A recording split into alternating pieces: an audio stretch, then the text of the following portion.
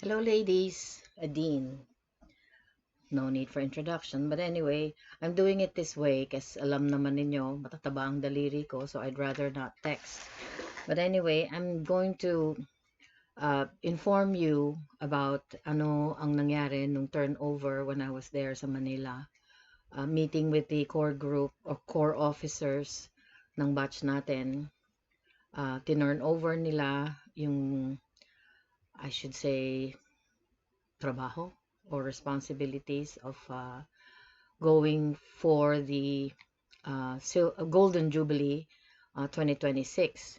Now, tinurn over nila mostly, the funds that we have for the Alumni Association, the MAC in Medical Assistance Funds. They also turned it over to us with the whole reports, itemized of everything spent, everything collected, and everything else that goes with lahat ng naipon natin na pera.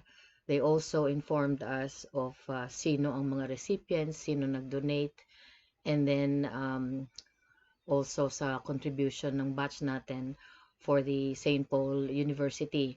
Kasi syempre kahit papano we have a responsibility or we have to somehow go back to our alma mater and contribute whatever we can in the works of whatever is needed sa university, sa St. Paul.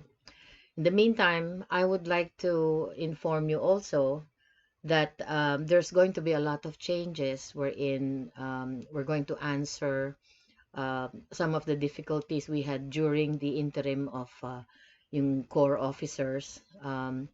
So, kaming mga new volunteers, we will call, kasi hindi naman kami elected, but then we were the bolder ones that actually volunteered, to somehow spearhead in preparation for the Golden Jubilee 2026. Now, part of that, one of the biggest question was, anong gagawin natin sa mga funds natin? I would like to focus more on the medical assistance funds. Kasi nga, while we have already distributed a certain amount to certain recipients, what about those that still need assistance medically? Okay, whatever the ailments will be or are, kahit papaano, we would like to help them. One of the major focus, again, I'd like to identify sino yung mga core volunteers. No, it's of course myself, si Irene Melbaga, and CJ Juliano, and si Sandra Uy. There are those that actually expressed, without me mentioning for now sino-sino sila, but they expressed support in whatever we will be doing, but they just don't want it in writing. But kaming apat, we had our meetings, kami-kami lang, without the core officers before. But we had to find out ano-ano mga strengths namin to be able to, come up with what the plans will be in preparation for the Golden Jub nga.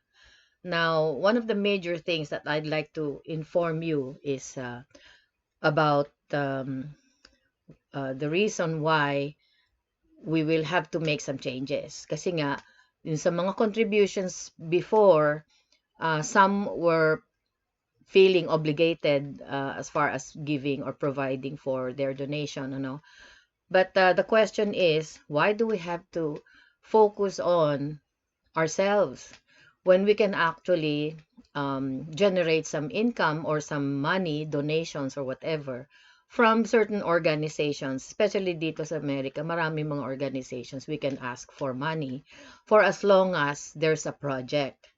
So one of the major things that we're going to do in preparation nga for us to have money and be able to contribute to St. Paul University, and at the same time be able to focus on helping the medically ailed batchmates natin, is to have income generating non-profit, of course, wherein makakatulong tayo without subjecting each of us, tayong mga magkakaklase.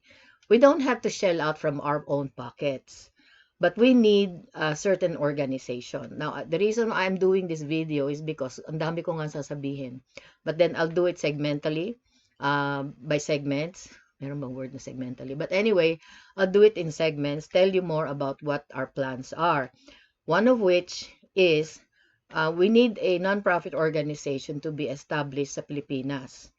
And with that nonprofit organization, meron tayong recipient, which is a project that we will be doing through that organization we're going to start off.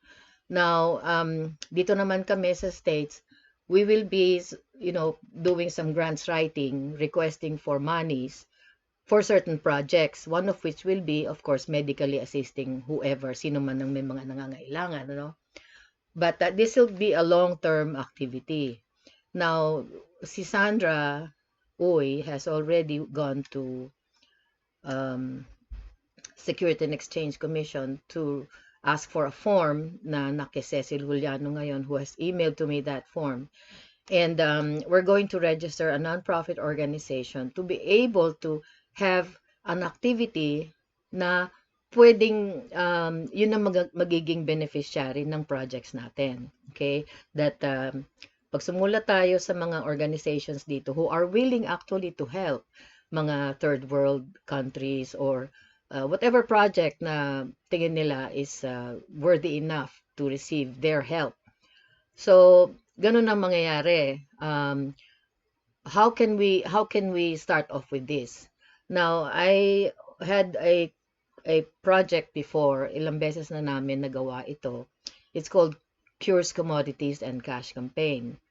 Now, I will tell you more about it, expound on what's done, but that will be the name of the nonprofit organization we will establish in the Philippines. Now, it's called Cures because of medical, cures. Commodities, because we may actually do some fundraisers also in terms of merchandising.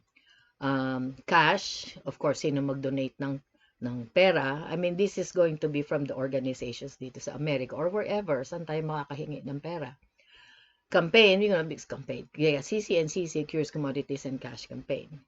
Now, sisend ko rin sa inyo yung logo, ano yung objectives nun. But one of the major projects we had with Cures Commodities and Cash Campaign was the rosaries for groceries.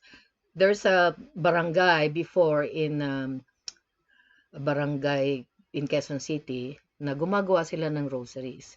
Now, kinukuha namin yung rosaries, pinapadala sa amin, and then we sell each rosary for $10. And then that $10 will, of course, go back to the families of those people na gumagawa ng rosaries. $10 is a lot of money. So that's going to be 5,500 more or less if the 55 pesos per dollar ang exchange. So that is good enough for at least a week of pagkain. I mean, bigas, gatas, kape, sugar, necessities ng pang-araw-araw.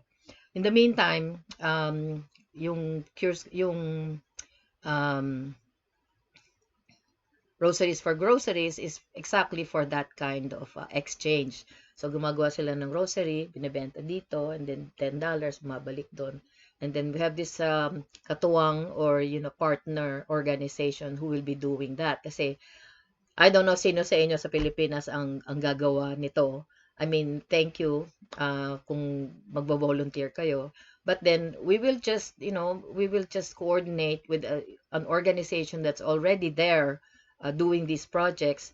We will just, work side by side with them. We will provide them with the monies or maybe, I don't know if some, sinong gusto sa inyong gumawa nito. Cecil Juliano and Sandra will probably be the ones to coordinate with another organization to fulfill this activity. Or it could be another organization na may kilala kayo or gusto nyong i-tie up with us. But the main idea is for us to be able to generate some monies so that we will be able to help our own batchmates. Okay?